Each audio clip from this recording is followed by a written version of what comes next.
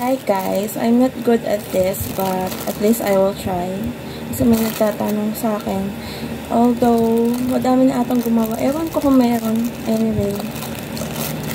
Madali lang siyang gamitin. Ito yung magnetic eyelashes. Ganito siya guys. May iba't ibang design niya. May iba't ibang design. Itong akin is Little Devil. Tsaka Pure Wild. Ayun yung gusto kong gamitin. Pag gusto nyo ng natural, meron dong natural roll ata. At tsaka, I'm not sure kung, sunflower, yun ata. Pero the Little Devil Pure Wild, yun yung akin, it's not for everyday use. Okay.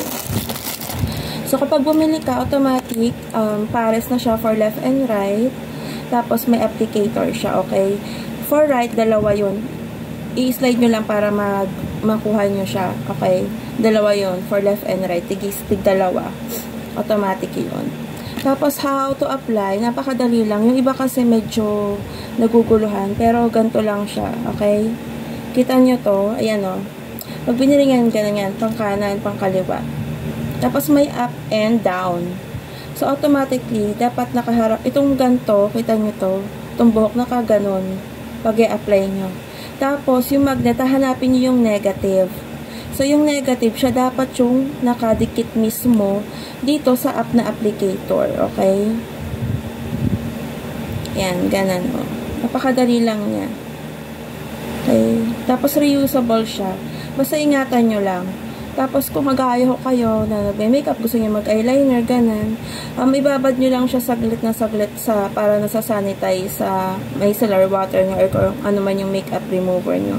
Tapos, dapat siya lagi siya nakaganto. Kita nyo? Diba ito yung pinakapilik? Nakaharap siya doon, paloob. Magnet siya, ayan. Dapat siya negative, ay yung nakadikit dito sa mismong applicator. Tapos, apply nyo lang siya. Teka lang, salamin tayo. Up and lift.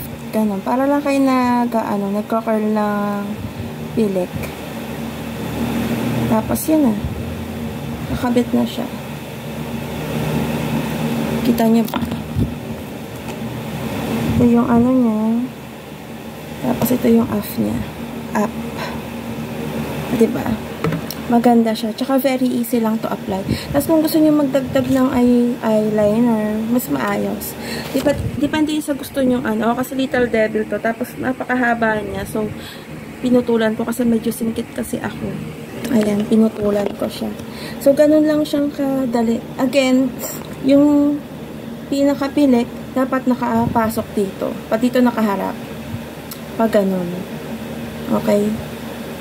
Para kayo nag-a-apply ng or nag-a-curl ng eyelashes mo. Ganito.